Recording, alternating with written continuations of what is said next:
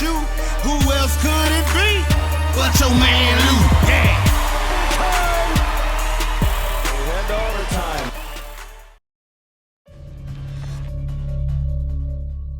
For homicide detectives, the clock starts ticking the moment they are called. Their chance of solving a murder is cut in half if they don't get a lead within the first 48 hours.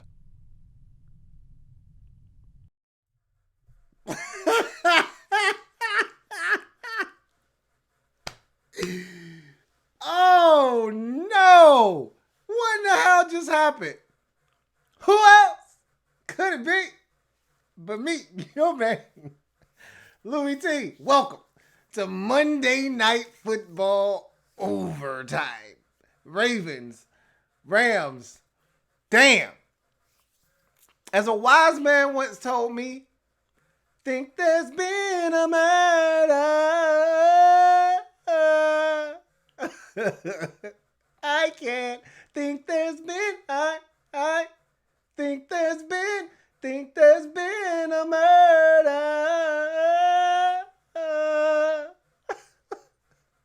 Oh no. What happened to the Rams? I don't know. Man, that's not the Rams I remember, man. But I'd be lying to you if I said I didn't see this one coming. I didn't think it was going to be this bad, though. You know, 6 straight touchdowns on 6 possessions. Never even really came close to stopping them. Maybe you could argue that last possession when they had them 4th down, and then they decided to have a bonehead penalty. And then John Harbaugh was like, well, shit, it's only 4th and 3 now. I mean, it was 4th and 9. Now it's 4th and 4. Let's go for it. What the hell? Man, Lamar Jackson. What more can I say? If he's not the MVP now, I mean, it's amazing. Because I was going to get on my podcast and I was going to get on my soapbox and rant about how we sensationalize everything and how the newest is the latest and the greatest. And because Russell Wilson took a week off because the Seahawks had a bye last week, and Lamar Jackson went out and smoked the Texans along with the rest of his Ravens teammates, that now all of a sudden he was the favorite to win the MVP, and how quick the tables had turned on Russell and he didn't even play. And remember the last time we saw Russell, he went on the road and took his team to San Francisco and they beat the 49ers and it felt like a playoff game. And oh my God, Russell Wilson is God and he's the MVP. And I'm like, it was just 2 weeks ago that Russell Wilson was the runaway favorite for MVP. Now, Lamar Jackson is the runaway favorite for MVP. Now I'm like, Lamar Jackson is the runaway favorite for MVP. I mean, 5 touchdown passes. 5.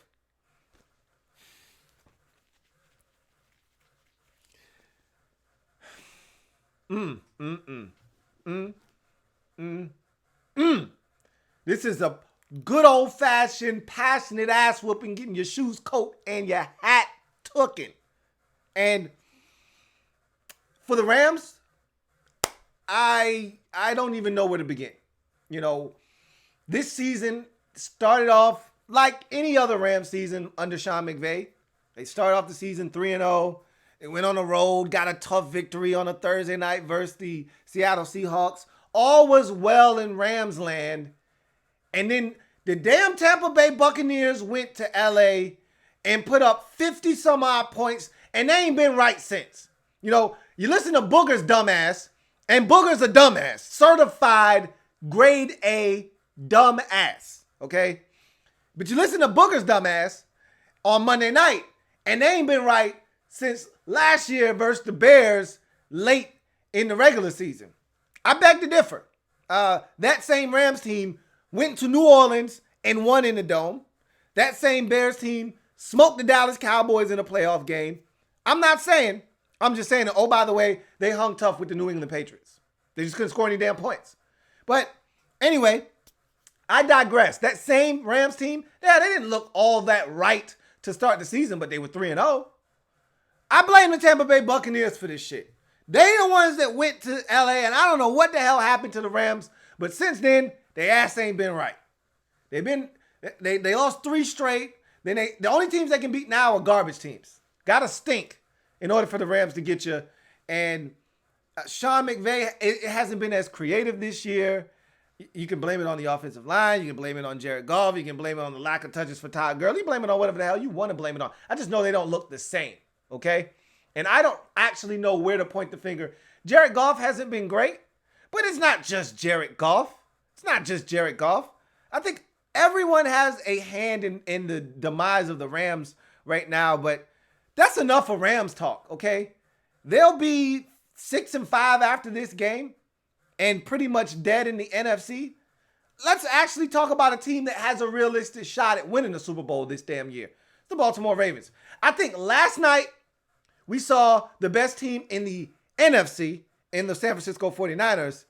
And I think tonight we just saw the best team in the AFC. Now, that could be subject to change. You always got to check with the New England Patriots come January. Always check with the B&B winning factory first before you start making plans for Miami or wherever the hell the Super Bowl is this year. Check with the B&B winning factory first before you start booking tickets, Ravens fans. Now, the 49ers, their path less impeded. You want to start booking some tickets if you're the San Francisco 49ers, I'd tell you to wait. But if you want to go right ahead, I won't stop you. If you're the Ravens, I'm going to tell you pump your brakes. Check with the B&B winning factory first before you start booking tickets to the Super Bowl. But I will say, this is pretty damn dominant. And I don't know of a team in the AFC, just like I said last night about the 49ers, I don't know of a team in the damn AFC that can stop this shit. You telling me the Texans want some more smoke? You saw what happened to their ass last week. You sure the Texans want some more smoke? Do you think the Patriots want more of this smoke? Now, if it's in Baltimore, they don't want the smoke. But I'm going to tell you this. I've seen this movie before. You give Bill Belichick a rematch against a team that got his ass in the regular season, he's going to conjure up some shit. That's why I said check with the B&B winning factory first. Okay? That offense stinks in New England. I'm going to just tell you straight up. But they got about 6 weeks to fix some shit before they might have to run into these Ravens again. They got some time to fix that shit. And they got some time to figure out how to stop Lamar Jackson. And I surmise that Bill Belichick will come up with a way, maybe not to stop him, but to slow his ass down. He won't be running amok. So, but I'm looking around the rest of that conference. The Chiefs have had this Ravens team's number. We've seen the Chiefs lately. Do you really think they are capable of fading this Ravens team? Come on, man. Come on. And that's really the best the AFC has to offer. If it ain't the Chiefs, if it ain't the Patriots, it's nobody in the AFC.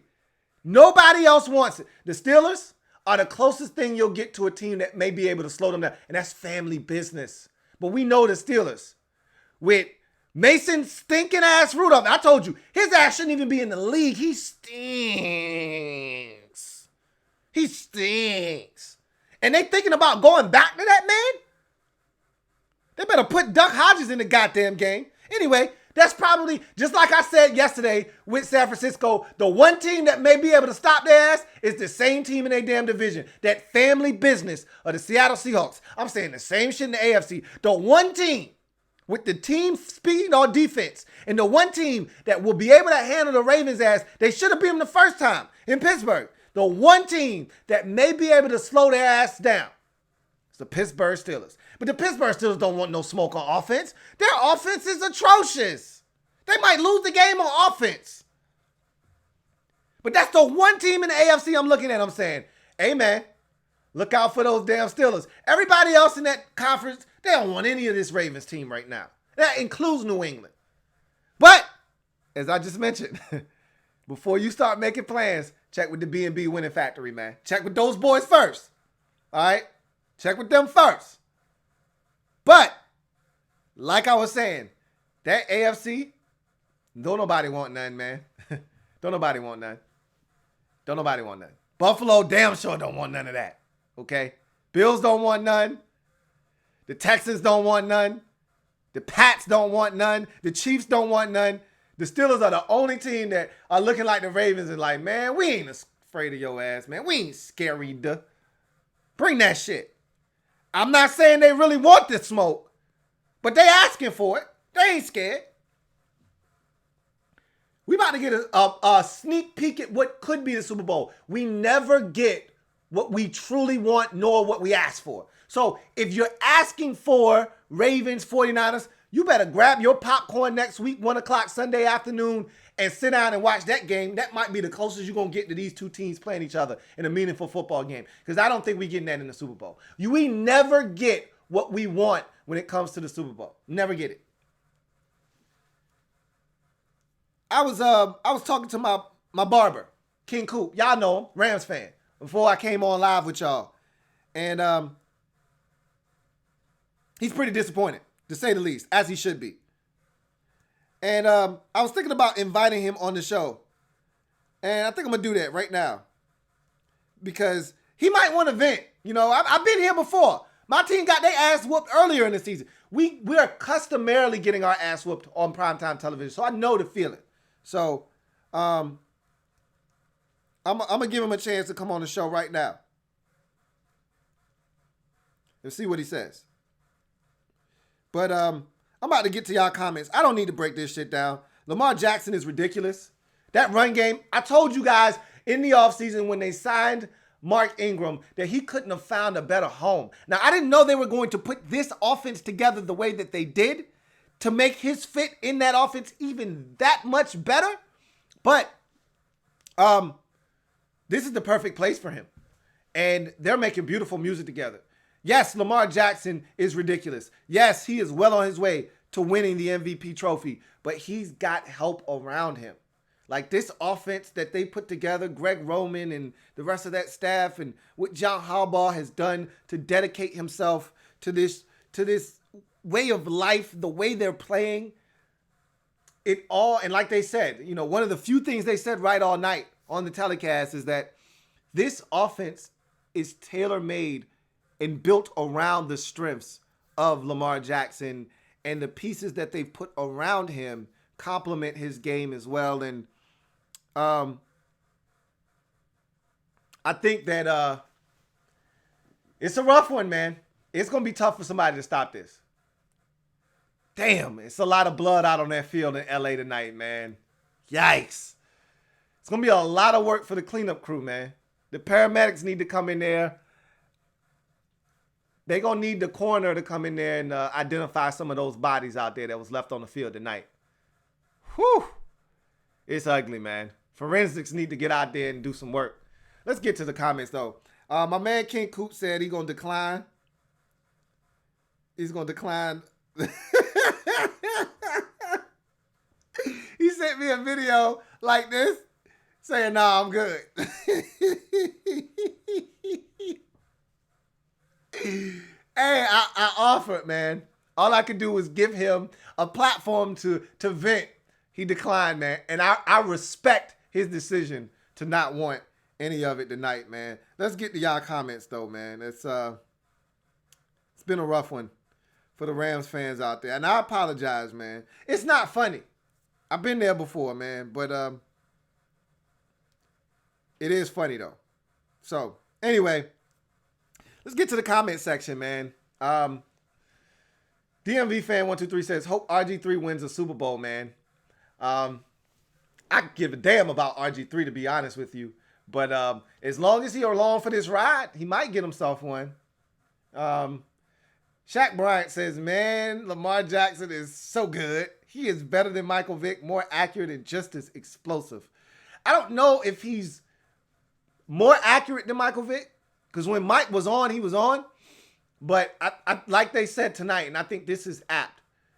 This offense, Michael Vick never had an offense tailored to his strengths. You know, I thought in Philadelphia with Andy Reid was as close to Michael Vick being in an offense that was suited to his strengths. However, that wasn't prime Michael Vick, fresh out of the pen, you know, off of the dog charges in Philadelphia. Even though he was still damn good. I would have loved to have seen Andy Reid get his hands on prime Michael Vick back in like 05 in Atlanta. Like 05, 06 Mike Vick with Andy Reid pulling the strings, that shit would have been lethal. That combination, that would have been death by lethal injection right there. But I tell you what, you're not necessarily wrong in that assessment. You're not all the way wrong. Reese says, before the Ravens took the field, they channeled Bobby Boucher and said, time to open up some whoop ass. JP says, my God, this was an ass whooping of epic proportions. The 20th Mike says, the Ravens lit. Having a great tight end game. I think the 49ers have to play straight up, stay disciplined, and trust their pass rush and back end speed along with time. That's going to be a fun one to watch. To me, in my mind, I know I'm going to get it locally because the Ravens are close to us, so I don't have to worry. I'm deciding whether I think the Redskins ass might have to go on the little TV, man. I might have to put the Ravens on the big TV because I normally watch 2 games at 1 o'clock. Which is always Redskins on the big screen. I think the Redskins going to have to get their ass on a small TV, and I'm going to put the Ravens up on the big TV, man. I think I might have to do that. Sorry, boys. I think y'all ass going to have to take a back seat next week. I think that one might be front and center, straight up. Gregory Lightbody says, you shouldn't be here so early. But I should. I should have been here even earlier, but I was so mesmerized by Lamar Jackson, I couldn't take my eyes off the TV screen until I knew he was coming out of the game. So I waited until that last touchdown, that 5th and final touchdown pass, the 6th touchdown that the Ravens had scored consecutively to start the game before I said, all right, that's enough. I'm throwing in the towel. Lamar's done for the night. It's 42-6. All right, I can come up here now and talk my shit. So had Lamar been back on the field again, I probably wouldn't be here because I would have been wanting to see more Lamar Jackson. It's ridiculous. Anyway, Shaq Bryan says that game against the 49ers is going to be so interesting. He says, bro, I think the Ravens will win. At least I hope since I bet on them, laughing my ass off. I don't know what the hell's going to happen in that game. I mean, it's almost like staring in the mirror, except Lamar Jackson is at quarterback for one team. But they both can run it really well. They both play suffocating defense, and they can turn you over. So it's going to be a fascinating watch. I really can't wait to watch that game. It might be the most anticipated game this season, honestly speaking. I don't know if you're going to find a game more highly anticipated than Ravens at or 49ers at Ravens, 1 o'clock, week 13. I don't know if we're going to find a game more anticipated than that one. So we'll see. MCGB says, someone has to talk about how the Rams just parting ways with first-round picks and it doesn't always work. We'll have plenty of time to do that when we start talking draft and the Rams are in timeout. We'll have plenty of time to talk about that. I'm not going to kill them yet because it may not have worked this season, but as long as they re-sign Jalen Ramsey long-term, which I think they have every intentions of doing, they may come back, burst back onto the scene next year, go 13-3, and we'll all forget about how 2019 was a disaster for them. Now, if they go back to being just the regular old Rams and they're fighting for a wild card next year, then we can start really diving into the fact that they may have effed up by trading away all their assets in the first round and not having it really net them anything of note. Reese says, seems like there's a high volume of beatdowns this year, Lou. That's because there's a really wide disparity between the have and have-nots in the league. That's why you look at the NFC playoff picture and there's like 5 teams with 8 wins or more, and then the rest, like there's bottom feeder teams this year. I told you, there's never been a year in the NFL quite like this where there's so many bad teams. I talked about this on my podcast, so I'm not going to really talk about it here, but you got the Bengals who haven't won a game. The Dolphins are horrible. The Redskins are horrible. The Giants are horrible. The Falcons are horrible. There are a lot of bad teams in the league this year that are just atrocious. And so when you look at all these bad teams, someone's got to kick their ass. And so you look up and teams like Seattle and Minnesota and Green Bay and all these teams are getting fat off of these bad football teams. And so the Jets for a period of time were absolutely horrid. Okay? So many bad teams, so many good teams. And when there's that much of a divide between the two, you get ass whoopings like this. And then, but to your point, even when we think we're getting a good game, we've gotten ass whoopings too. Like yesterday night and like tonight. So It's crazy. Jordan Moreno says, murder was the case that they gave me. Murder.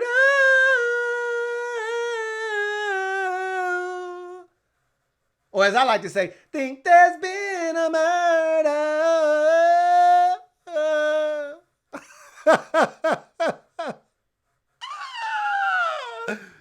Ouch. JP says, Lou, dropping some vocals on us tonight.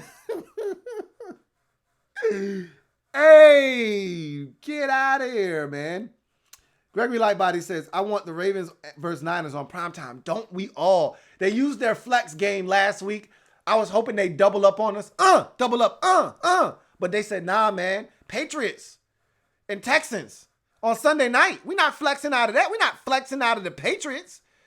I wish it was some chump-ass game, you know, like it was last week. Eagles and Seahawks. Get that shit out of here. But they're not going to do it because they're not taking the Patriots out of primetime. Patriots are gold. Tom Brady and the B&B winning factory, that's gold. Deshaun Watson, that's gold. They're not going to get rid of it, man. But boy, if I'm NBC, I'm pretty damn tempted. I'm with the way the amount of suspense surrounding Lamar Jackson and the excitement to watch him play. How can you pass that up? There's a momentum right now building for the Ravens, and what the 49ers just did last week and now what the Ravens did tonight, how can you deny that? This is juggernaut type of stuff. These are two massive, colossal, immovable objects meeting in week 13. How can you turn that down if you're NBC? To hell with the B&B winning factory. Hey, we love Lamar Jackson. We love Deshaun Watson. We really do. But y'all got to take y'all ass to 1 o'clock. Y'all got to go. And if I was NBC, I'd do it right now. So I'm with you, Gregory Lightbody. JP says, you shouldn't have came out with the sheriff hat and glasses and the Texas accent. I couldn't bring the sheriff out tonight, man. I should have, I could have, but I couldn't do it, man. Out of respect for my man King Coop. He's a Rams fan. I didn't want to do him like that, man. Reese says, Sean McVay's first few years, it was like he could do no wrong and everything was peaches and cream. He's come to a realization that this NFL thing is hard. Yes. Yes, it is. And look, Sean McVay will be fine. Trust me.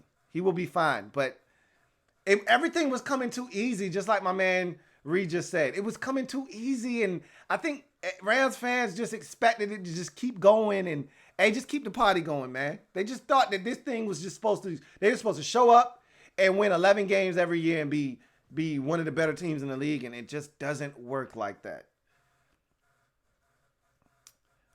Lorenzo Simpson says, I'd be fine with co-MVPs like how McNair and Manning did.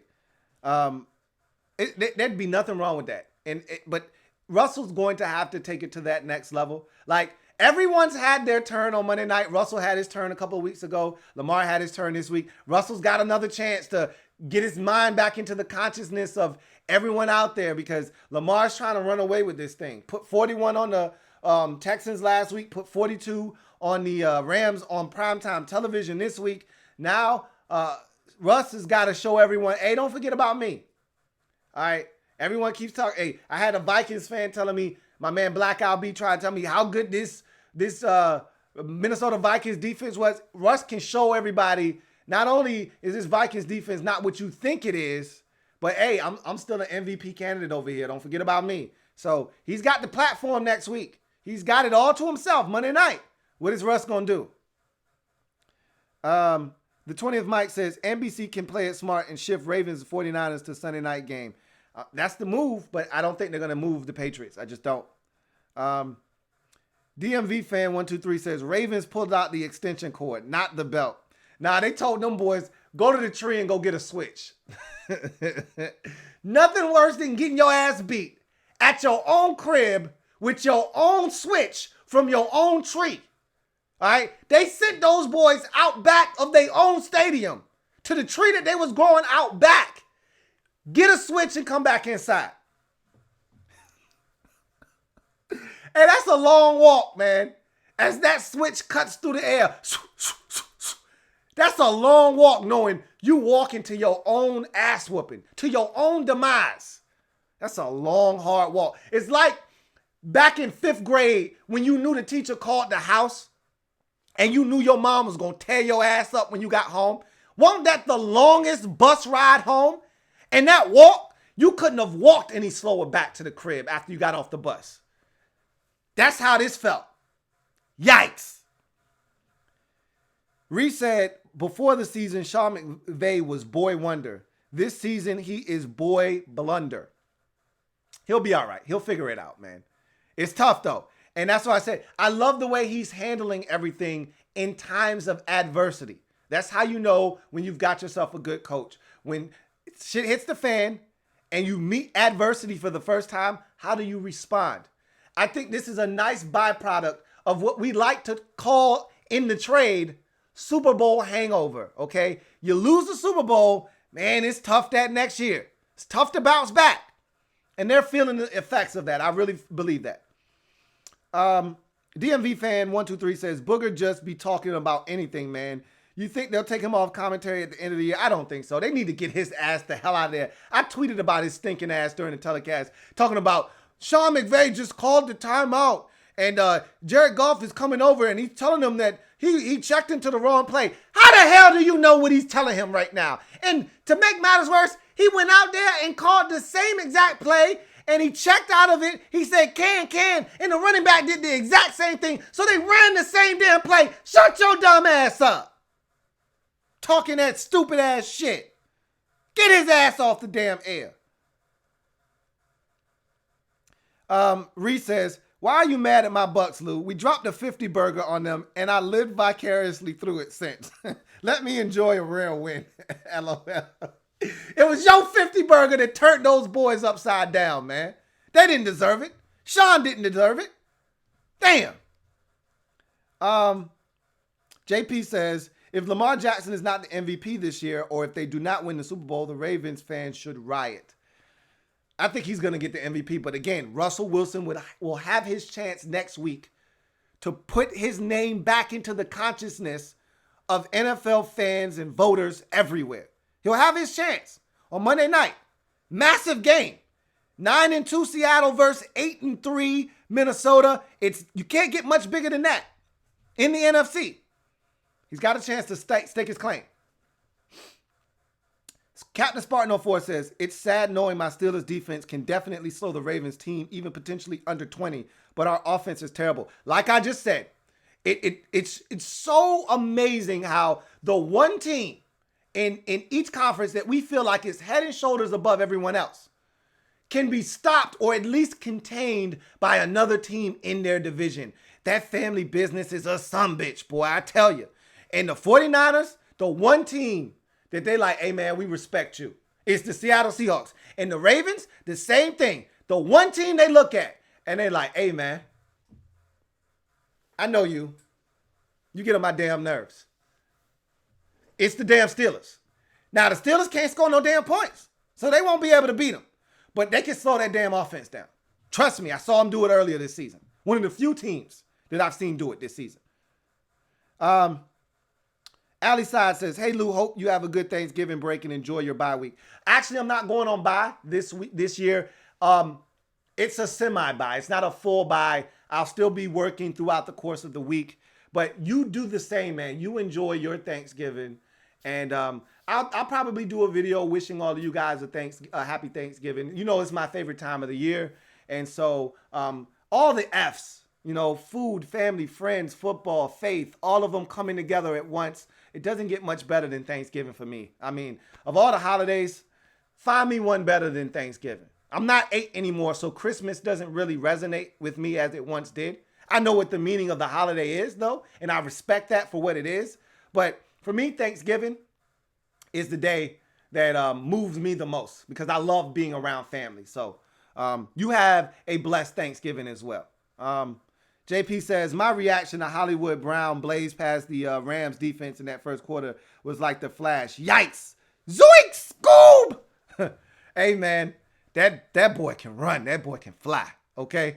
Yikes. Tracy Cooper says, damn, this is crazy to see a team who's winning and having fun doing it. I almost forgot what that looks like. HTTR. Yeah. You got to go back to 2012 for us. I mean, 2015 was fun on the You Like That Kirk tour around the league, but it wasn't like this, you know. And even the 2012 season with Bob Griffin, even that, we started out 3-6. Now, that 7-game winning streak, that was fun. And the thing that made it so much fun was that we thought we were going to sign up for about a decade worth of that. So that was probably what made that more fun than anything, was that, hey, man, we could get used to this. And no, we can't. That ended really quick. Niners fan says, Lou, are you ready to admit that Lamar is the MVP? He's the front runner now. I did not want to admit that because I felt like Russell was getting snubbed. But right now, Lamar, I mean, how can you deny him? I mean, what he's doing right now is just short of amazing, you know? Just shy of spectacular. Just out of this world. And so Russell Wilson is going to have to come back into play. I think he's the closest guy to Lamar, but Lamar is creating distance right now as we speak. Like I said, Russell Wilson is going to have an opportunity, especially if the 49ers are able to slow down Lamar Jackson next week. Russell Wilson is going to have a chance against a Vikings defense that I think is vulnerable to go out and remind everybody why he was the leading candidate for MVP for much of the season until these last few weeks. JP says, man, I hope anybody but the Patriots win the Super Bowl this year. Captain Spartan 04 says, I know it's past the trade deadline, but let's say two teams do make a trade. Is there any penalty? Because I might want to take the penalty and pick up a quality quarterback. There's nothing you can do in terms of a trade. Trade is dead right now. The only way you could acquire a quarterback is to sign one off the streets or sign a guy that gets released. And obviously, that quarterback would have to pass through waivers. Every team that is worse than you record-wise would have a shot at that quarterback first on waivers. So essentially what I'm telling you is you either have Colin Kaepernick or nobody at this point. That's your options, essentially. Good luck. You're going to need it. Gregory Lightbody says, LOL, any team that faces the Cowboys in the playoffs will win. We'll see. Playoffs are a different animal. Niners fan says, Lou, do you have any idea how to stop Lamar, and could you pass it on to my Niners? Honestly speaking, what you have to do, to me, is you've got to, but this is the thing you sacrifice when you do this, is, to me, first things first, stop the run. And when I say that, I mean stop Ingram and Gus Edwards. And I got to apologize. Let me offer up a double ode to Gus Edwards, man. Okay, I admit I was wrong about Gus Edwards. I tried to dismiss Austin Eckler in Los Angeles with the Chargers. I just totally disrespected Gus Edwards. I was like, hey, man, Gus Edwards was nice. He was cute last year. All right, let's get Gus Edwards the hell out of here now.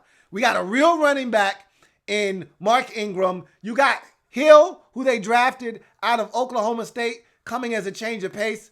And you got Lamar Jackson. Let's get Gus Edwards the hell out of here. I was wrong. Gus Edwards is actually legit, okay? So let me go ahead and get on the record for saying that I'm sorry, Gus. I apologize. Anyway, you got to stop the run first.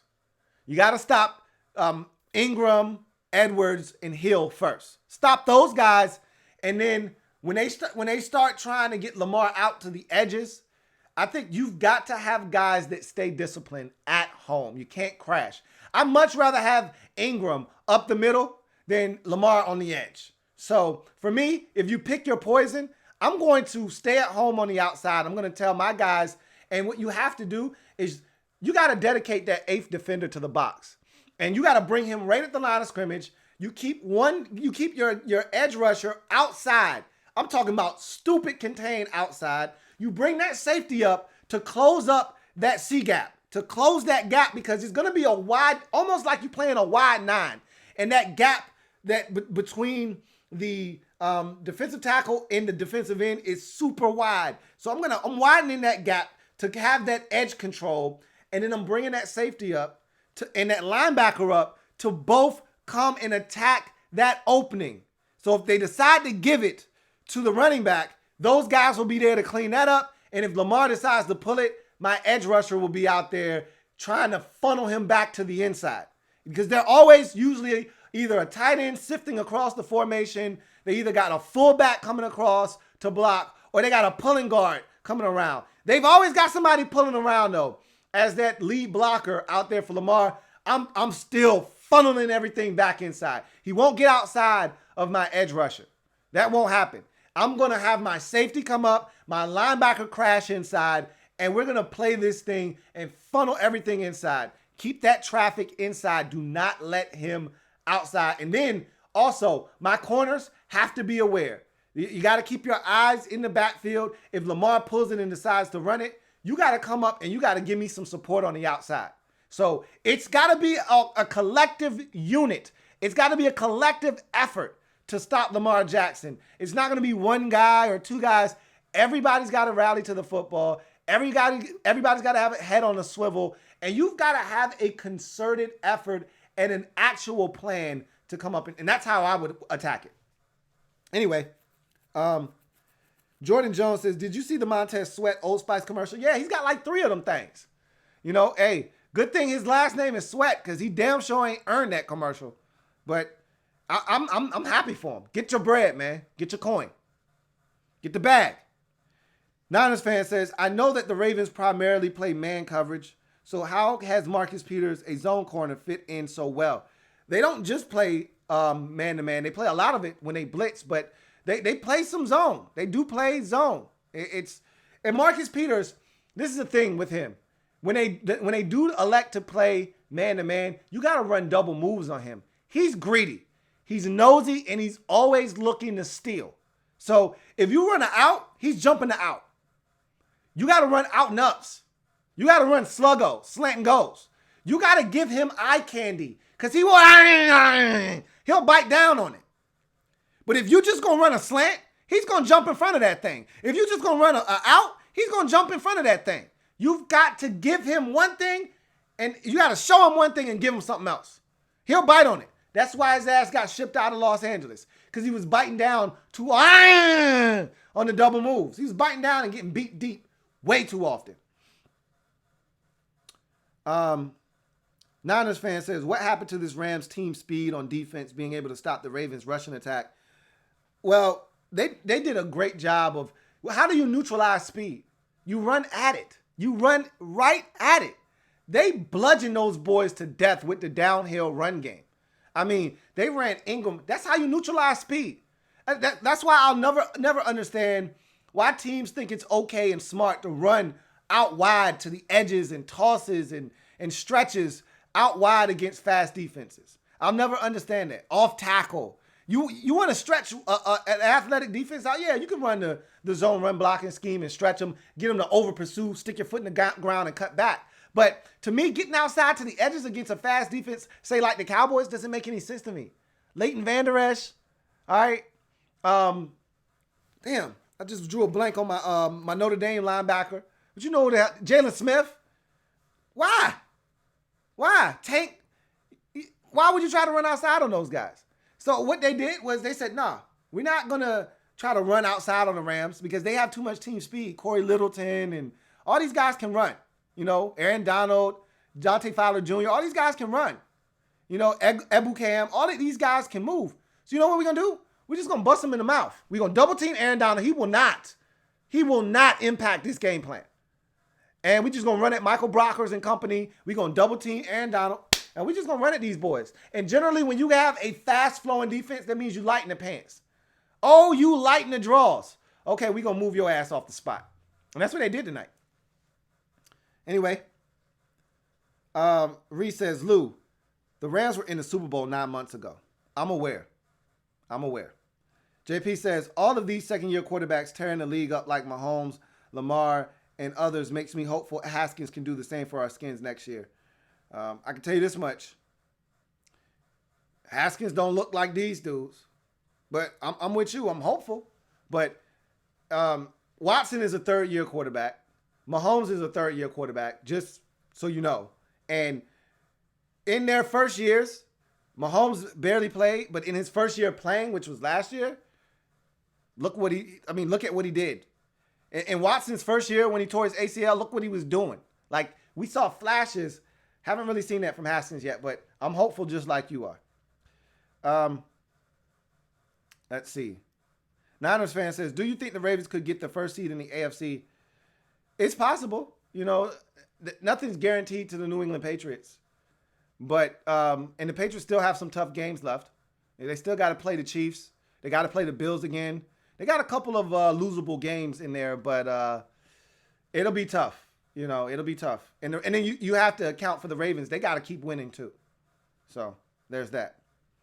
Larry G's the best says, no disrespect. I don't want to hear no more Russell Wilson MVP. Clean cut MVP is Lamar. There is no debating about that. Look, I don't have anything to say right now about that. I can't disagree with you. All I'm saying is that Russell has a chance to stake his claim next week on Monday Night Football. Again, every time a guy goes out and performs on a stage like this one, he's going to resonate with everyone. It was just the same way 3 weeks ago when Russell Wilson took the Seahawks on a Monday night against an undefeated 49ers team and came out with a victory. Man, Russell Wilson is the MVP. Then Lamar Jackson, then he took a bye week.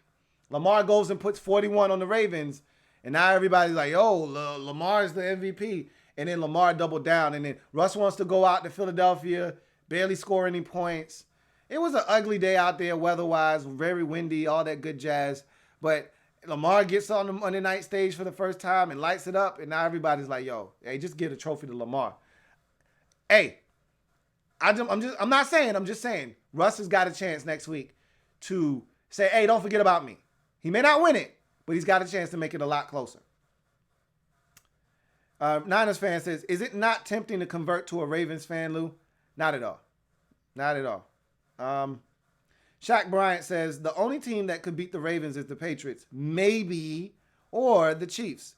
I don't really trust the Steelers at all, but he says, if the Ravens have home field advantage, then no team stands a chance. I think the Patriots could beat them the second time around. As a matter of fact, if these two teams meet each other in the postseason, and I honestly don't give a damn where the game is, I would pick the Patriots, just so you know. I hope they don't have to play the Patriots. Just know that, okay? I've seen Belichick get a second crack at somebody. Don't think for 1 second he's not going to devise a plan to at least slow down and make Lamar Jackson uncomfortable. Now, he's a special breed, is Lamar. But so is Bill Belichick. All right? That would be a hell of a chess match if those two met for a second time. I don't know about the Chiefs, man. I don't know about the Chiefs right now. They got to win me over again. I think they are similar to the Rams in the sense that offensively they're still dynamic. Well, okay, never mind. I won't say that because the Rams aren't dynamic offensively right now. The Chiefs still are, but their defense is still bad, and they're not scoring as many points as they were last year. So I think there's a smaller margin for error offensively. Protect Sports says, damn, the Rams got their asses whooped. Is their 2019 season done? Yeah, it's done. It's done. Yeah, it's done. And it's just because of the way the NFC is configured. If you take the Rams and plop them down in the AFC, they'd be right in the thick of things. Probably, I would guarantee them a playoff spot if they were in the AFC. Problem is, they're in the Western Conference of the NFL. It sucks, but it's the truth. Niners fan says, I've wanted to defend Goff this season because of the poor circumstances around him, but man, he missed a lot of throws today. Yeah, he's feeling it. He's feeling the criticism and the heat, and he's feeling a lot of the pressure around him. The offensive line hasn't been good. The run game hasn't been a great compliment to him. I don't think Sean McVay has done him any favors with the play calling this year either, and the way that they had been creative in mixing things up and having different formations to get to the same play calls. I think all of that stuff, it's like a watered-down version of Sean McVay's offense this year. And I don't know why. I don't know why that is. I don't know if he doesn't trust the offensive line to execute it, or if there's so many young guys. There have been a lot of moving parts with that offense. Brandon Cooks has missed some time due to injury. Robert Woods has been in and out of the lineup. The offensive line, as we talked about, has fluctuated. It's been a revolving door. I don't really, again, that's one of the hardest things with the Rams is you just don't really know where to point the finger. Like, you can't put your finger on exactly one reason why they're not performing at a high level. There seem to be various reasons as to why.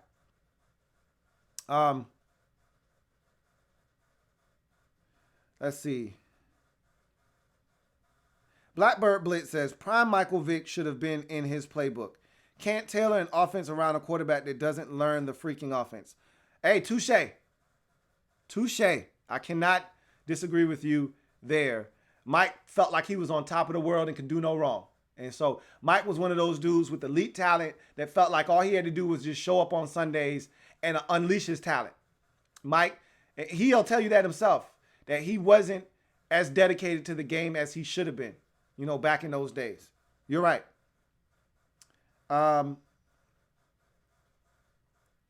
JP says Rams are going to be in draft hell for the next few years because they have no picks, which means they can't get talent or team needs. That's false. They don't have first round picks. They're going to have to do a good job of drafting in the second, third, and fourth and fifth rounds. Like, teams have done it before. You just don't want to make it a habit of giving away your first and second round picks. But they're gonna have to do a great job of drafting in the mid rounds. That's what it means.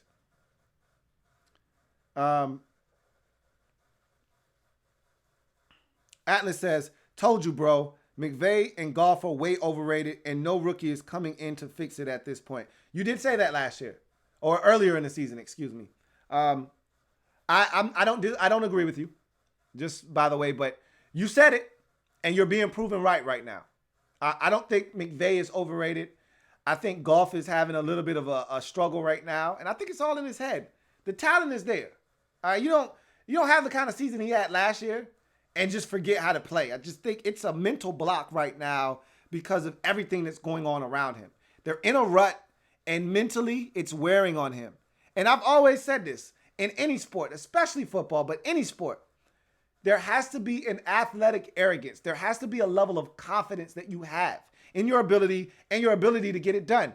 And right now, Jared Goff is lacking that confidence that he had last year because at points of the season, various points of the season last year, he probably felt like that offense was unstoppable. And whatever call that Sean McVay sent in, it was going to work. And they were going to make it work on the field. That's not the case right now. They don't have that same level of confidence. They're questioning themselves. They're doubting themselves. They don't expect to get it done. They're a different team, and it starts up here. They got to get it back up here again. And I don't think that's going to happen in 2019. That might happen in 2020. We'll see.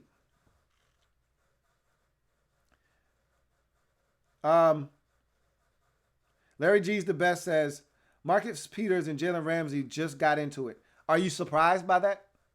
Does that shock you? I didn't miss another melee, did I? Okay. Hope I didn't. Shaq Bryant says, why don't you care if RG3 gets a ring or not? He was pretty good with the Redskins. No, he wasn't. He was good for 1 year. He gave us 2012. We can never take that away. But RG3 was a self-absorbed asshole that contributed as much to his demise as anybody else in the organization, not named Daniel Snyder. So there's no love lost here.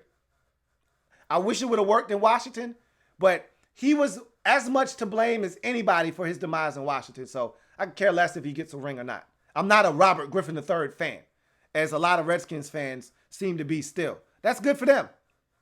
All right. But I don't latch on to players very often. Okay. I just don't, because I know how this thing goes. But he wasn't even a guy that was worth latching on to. He turned himself off to so many Redskins fans, including myself, that by the time he was gone, I was like, good riddance. Get rid of his ass. Anyway, Jordan Moreno says, Seattle and Minnesota are looking pretty damn good. Do we nail the coffin on the Rams' playoff chances? Yeah. Go ahead and hammer that bitch home.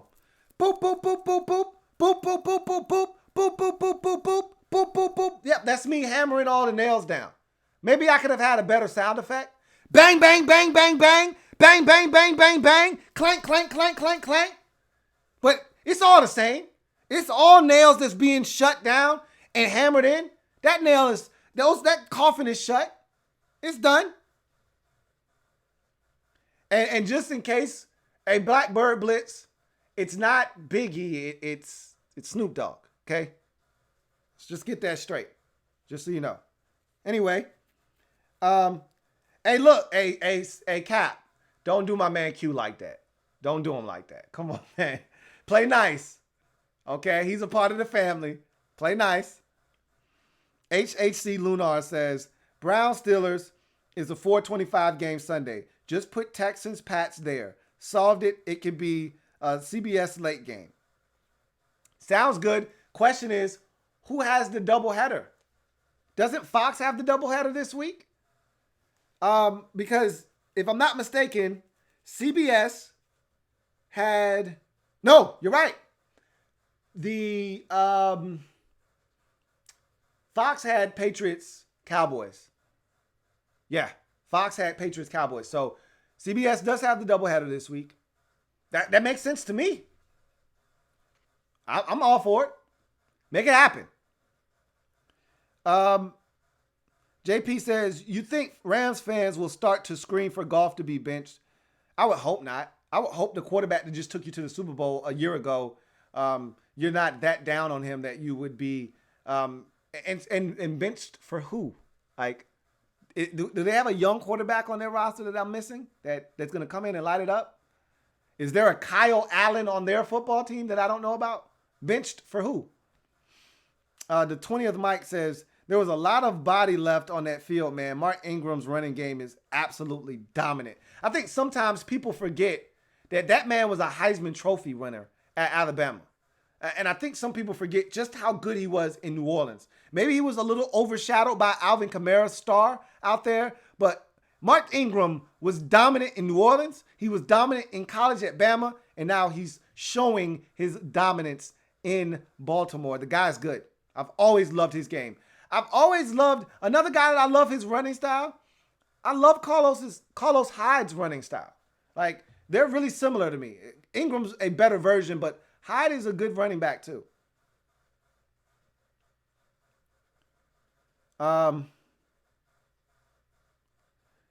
Captain Spartan 04 says, it's funny how much of Oklahoma weapons are now on the Ravens. Shows how much Lamar got robbed of his second Heisman. Baker Mayfield overrated and a product of the Oklahoma system. You got to let that go, man. Cap, I know you're a Louisville Cardinals fan. You got to let that go, man. He got one. Let it go.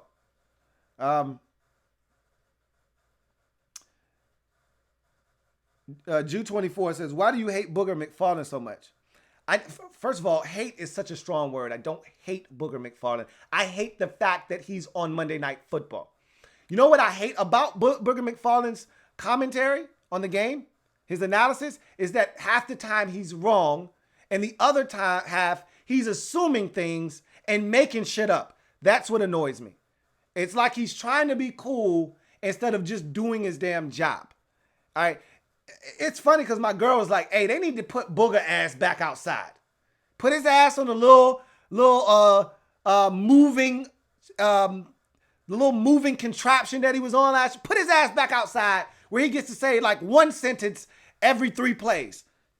Take his ass, put him back outside. And that's, you know what? Because I didn't have a problem with Booger last year.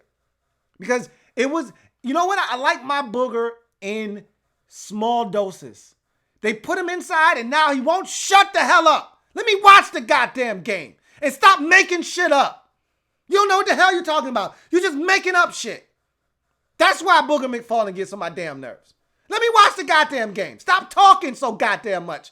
There was a challenge on the play and he's talking about Lamar Jackson's mom. Hey, we all love the story of Lamar Jackson's mom being his agent and pushing him to get to the league. That's great. There's actual football happening on the goddamn field. How about you shut the hell up and let me watch the goddamn game? Thanks. Talk about the shit that's going on the damn field. And stop talking about the goddamn wire and Melrose Place and dumb shit that don't have nothing to do with the damn game.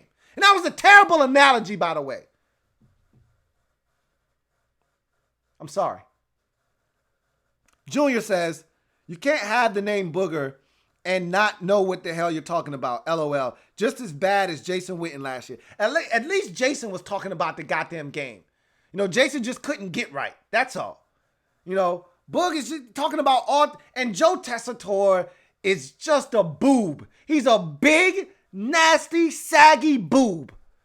Get his ass off the air too.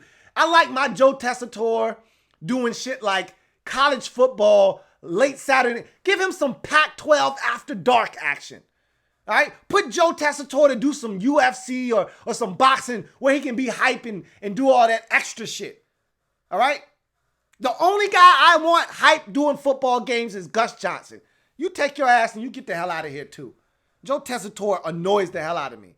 Go do some boxing, some UFC, or some Pac-12 after dark. That's where I like my Joe Tessitore at.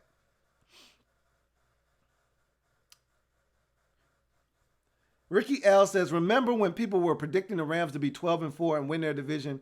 I said Super Bowl hangover. I don't remember what I said, but I remember saying that the division was going to come down to them in Seattle. So I probably thought they were going to be good this season. I did not anticipate this. Derek B says 5 passing touchdowns, and everyone is a FU to the idiots like Chris Cooley, who said only take him in the first round if he agreed to play running back. There's a lot of people that were out there like that. I shot down people like Chris Cooley. Remember the ex-Colts GM, and he actually issued an apology. He said I was just flat out wrong. I can see his damn face, and I went to task on him on my podcast over the summer. When Lamar Jackson was, or 2 summers ago when Lamar Jackson was, after he was drafted. Y'all know who I'm talking about, man. The dude that worked for ESPN that was the ex-Bills, Bill Polian. That's his damn name, Bill Polian. He actually issued an apology about 3 weeks ago. It was a lot of these dudes out here that didn't know what the hell they were talking about. And I love it. Big middle finger to all of them. HHC Lunar says, yikes, if M. Brown can stay healthy, we got problems. I agree with you, Ree. Christmas is still a really good holiday for the kids. I enjoy it for them. But personally, myself, there's no holiday better than Thanksgiving. I love Christmas. Don't get me wrong. Look, Thanksgiving and Christmas to me is all encapsulated as one big holiday season. It's one big celebration for me. I love it. But it starts with Thanksgiving, and to me, that's my favorite one. Gregory Lightbody says, do you think the Rams regret signing Jared Goff? I don't think so. Not yet. I don't think they view this as just a Jared Goff problem. No, he hasn't been good this season. But I think they see this as an entire team problem, an entire offensive problem. And I think they feel good about Goff. I really think they do. And I think they'll get it back on track.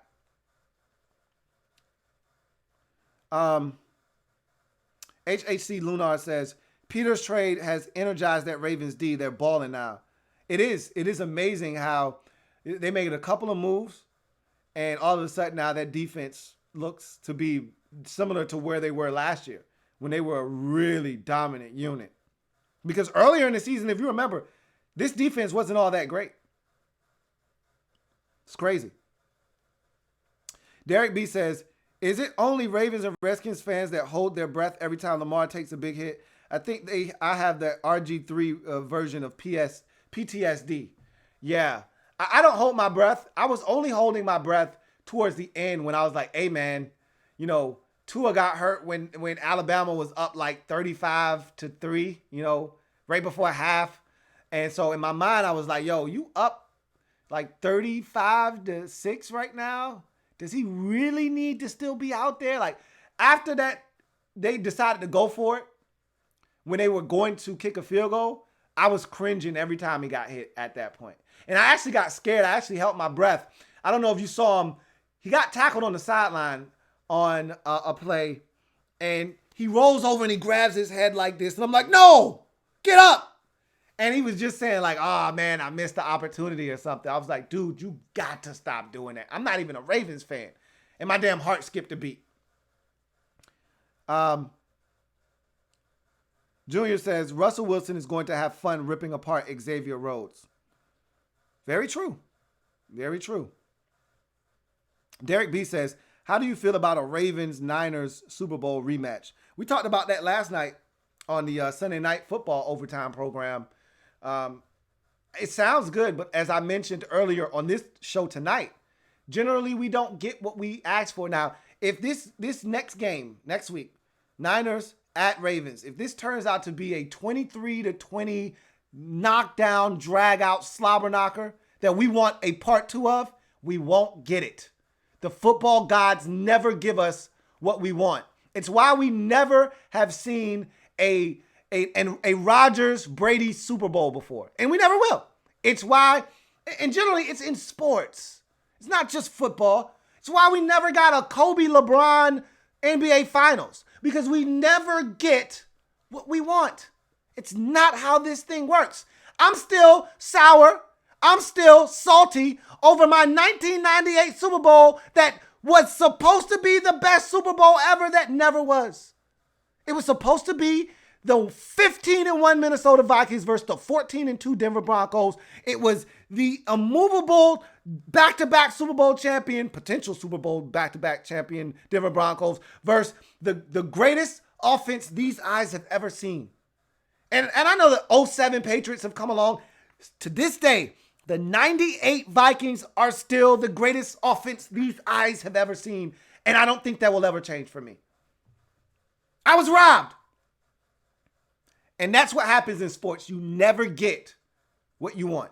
So if you're clamoring for Niners, Ravens, get it out of your mind right now because it's not happening. So again, this is why I reiterate, enjoy next week because that's the closest you're going to get to those two teams playing in a meaningful game. You're not going to get it in the playoffs, in the Super Bowl.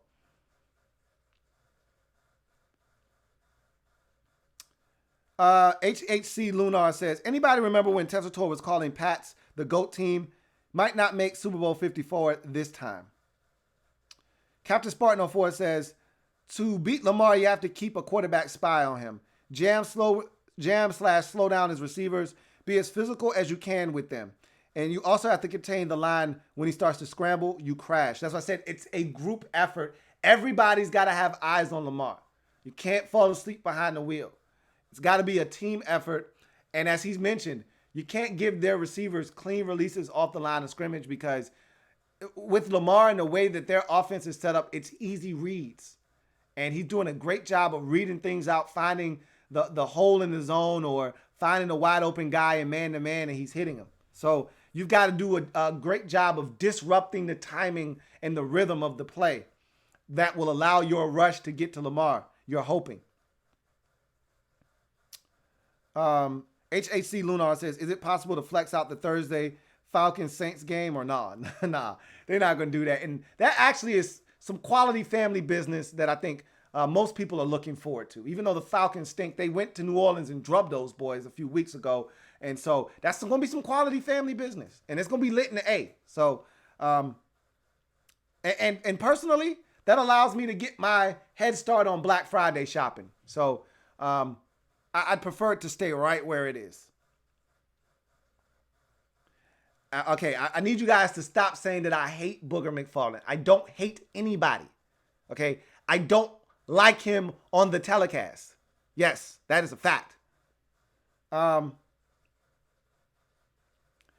Anyway, HAC Lunar says, it may be a hot take, but I still think Watson is better than Lamar Jackson and Goff. Watson is really good. You know, I think that his style of play may be one that you can play with and win with longer than that of Lamar Jackson's. We'll see. But Watson's been getting banged up his damn self, you know, behind a faulty offensive line. So it's amazing. It's funny because we always think about guys who run as the ones that get hurt, but a lot of times when you get hurt, it's inside the pocket. Ironically enough, when you get hurt as a quarterback, 9 times out of 10, it's not outside of the pocket, it's in the pocket. Now with Robert Griffin III, his first injury, his initial injury, came outside of the pocket. But the one that was the backbreaker against Seattle in the playoffs, in the pocket. You know, Carson Palmer, in the pocket. or any of these mobile quarterbacks that you could think of. Tom Brady, not a mobile quarterback, but his injury in the pocket. You know what I mean? Aaron Rodgers, all his injuries have come in the pocket for the most part. When Tony Romo got hurt, in the pocket. It's amazing that anytime you think of a quarterback getting hurt, you're thinking, oh, don't run, he's going to get hurt. Outside of Drew Bledsoe and Troy Aikman and those guys running towards the sidelines and not realizing, hey, I probably should get my ass out of bounds. Generally speaking, like Steve Young, that concussion he got from Aeneas Williams, in the pocket. Like, generally, dudes go down, it's in the pocket.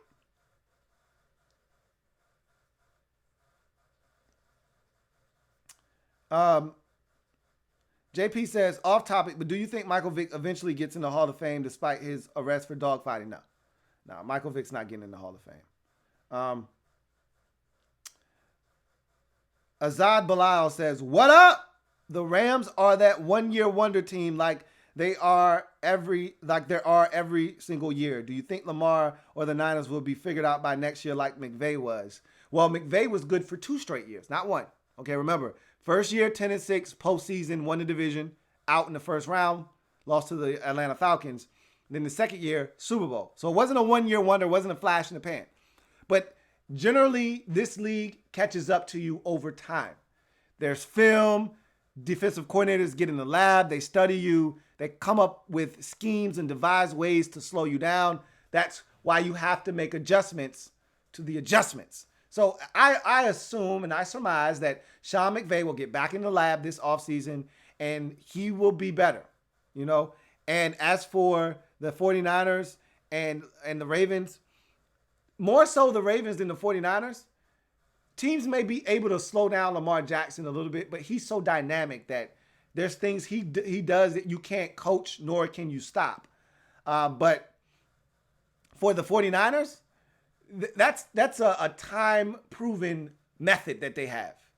All right, Mike Shanahan and Kyle Shanahan have been running that zone run blocking scheme, have been running the hell out of the football since like 1995, okay? 96, whenever the hell it was that Shanahan got the job in Oakland and then ended up in Denver, okay? Shanahan's been running the hell out of the football since he's gotten a chance to be a head coach. And he passed that down to his son. You're not stopping that. That's what they do. They could take me and you, put them on the field, and show us the landmark, and we could run for 1,000 yards behind Kyle Shanahan's offensive scheme. All right? He could take anybody and get 1,000 yards. So you're not stopping that. Blackjack1414 says, do you think the Titans will make noise in the playoffs with Tannehill? You got to get there first. And I actually feel like their defense has regressed, believe it or not. That defense was elite to start the season off. Now that they're getting a little bit of support from the offense and some points, now they seem to be a little bit loose and ragged a bit.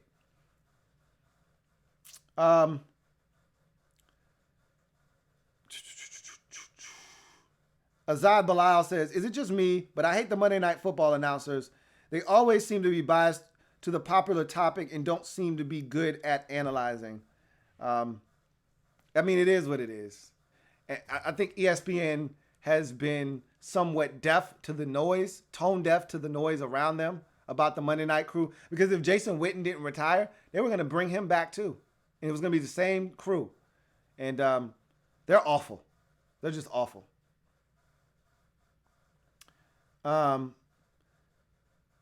Reese says, have you seen the resurgence of Ronald Jones this year? He's running hard and with confidence. BA and company know how to use him. We both said he wasn't being used properly. And I told you, if he's any good, BA will get the most out of him. And you're seeing that.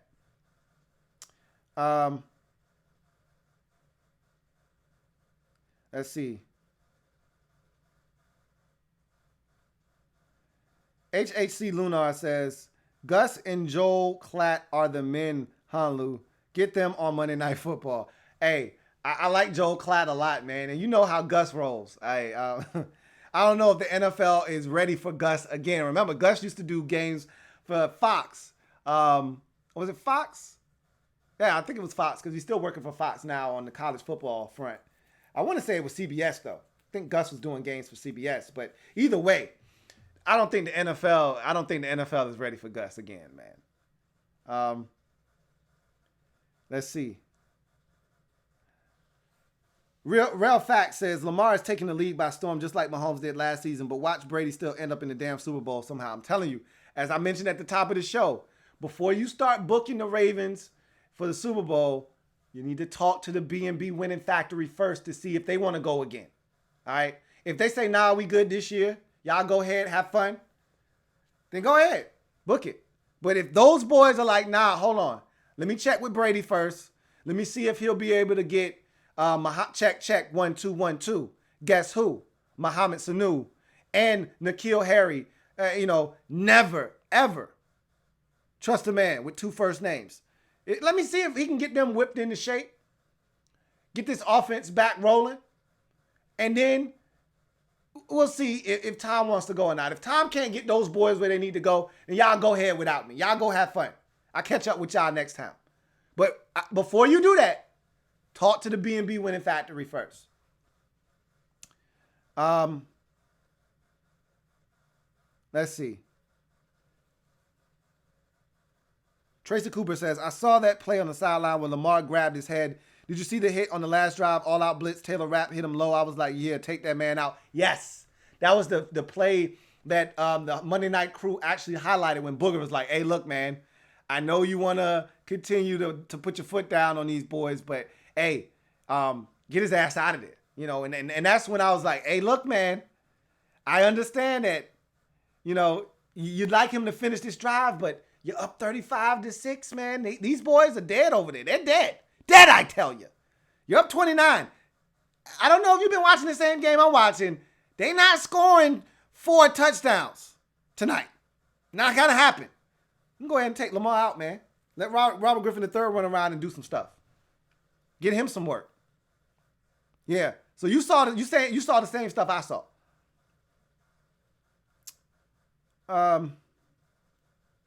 Reese says, who will be the next quarterback to win their first Super Bowl? Hard to say, man. Hard to say because, these old QBs, man, they die hard, man. They like Bruce Willis, man. These boys die hard. And Drew Brees is like, man, forget about these youngins. I'm trying to get me another one. Tom Brady over here like, man, I could use another ring. 6 ain't enough. So it's hard, man. These old farts don't want to go away. So these young boys are going to literally have to take them and remove them from the equation. And I don't know if they game yet. We're going to have to see. JP says, Booger McFarland is the black Chris Collinsworth of Monday Night Football. Look, I don't have a Chris Collinsworth problem. I know a lot of you do, though. I know a lot of you do. I don't. But that's a funny way to end tonight's show, man. I appreciate you guys chiming in. That was a fun show. Didn't plan it to go that way initially, but I didn't plan for 45-6 or whatever the final score ended up being. I didn't plan for that either. So, it is what it is. So, bottom line is, the 49ers staked their claim as the NFC's best team last night, and the Baltimore Ravens staked their claim as the AFC's best team tonight. Those 2 teams will meet in a showdown of 2 of the league's best next week in Week 13. NFL, I'm just throwing out a PSA right now. Everyone wants to see it on primetime television. Find a way to make it happen. All right? So, in any event, I'm your man, Louie T, signing off. Thank you guys for joining me. Make sure you like the video. Make sure you subscribe to the Louie T Network if you haven't already done so. Make sure you turn on that notification so you don't miss a single stream or show or upload on this channel. And make sure you share this video if at all possible and check out the Louie T Network podcast. I think I'm going to drop one more podcast for you guys before Thanksgiving and give y'all a little bit of content to munch on over the break. But in any event, I thank you guys for joining me. This was fun. I enjoyed this thoroughly. I'll catch you guys on the flip side. If I don't see you again before Thanksgiving, Happy Thanksgiving to you and yours. Enjoy the 5 Fs and have fun. I'm your man, Louie T. Signing off. If it's not your man T, it's not the best NFL coverage it could be. Thank you guys for joining me tonight. God bless and good night. Louie T Network.